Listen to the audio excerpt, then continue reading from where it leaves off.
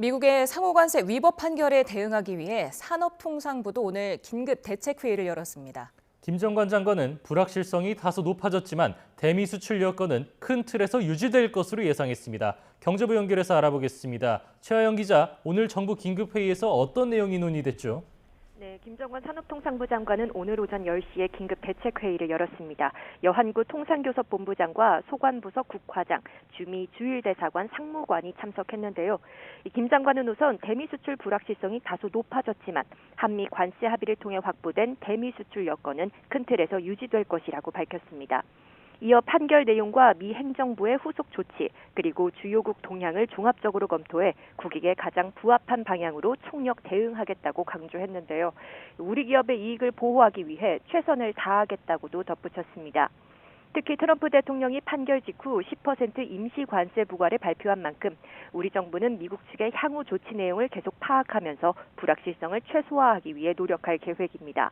또 상호관세 환급과 관련해선 미국 측 동향을 예의주시하면서 우리 기업들의 피해를 최소화하기 위한 지원 방안을 모색할 방침입니다. 김 장관은 모레 민관 합동 대책회의를 열고 국내 업종별 영향과 대응 전략을 논의할 예정입니다. 상호관세가 무력화된 상황에서 지난해 합의한 대미 투자는 어떻게 되는 겁니까? 네, 지난해 관세 인하를 대가로 약속한 3,500억 달러 대미 투자 합의는 계속 유지될 것이라는 게 중론입니다. 미국의 상호관세 15%는 무력화됐지만 개별 품목에 대한 관세는 계속 유지되고 있기 때문입니다. 게다가 트럼프 대통령이 대체 관세 카드를 꺼낸 상황에서 섣불리 재합의에 나섰다간 오히려 추가 관세 역풍을 맞을 수도 있습니다. 특히 우리나라의 경우 상호관세보다는 자동차와 반도체 등 품목관세의 영향을 더 크게 받고 있는데요.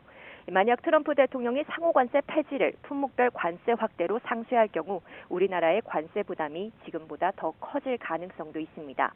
사실상 관세 불확실성은 더 커진 셈입니다.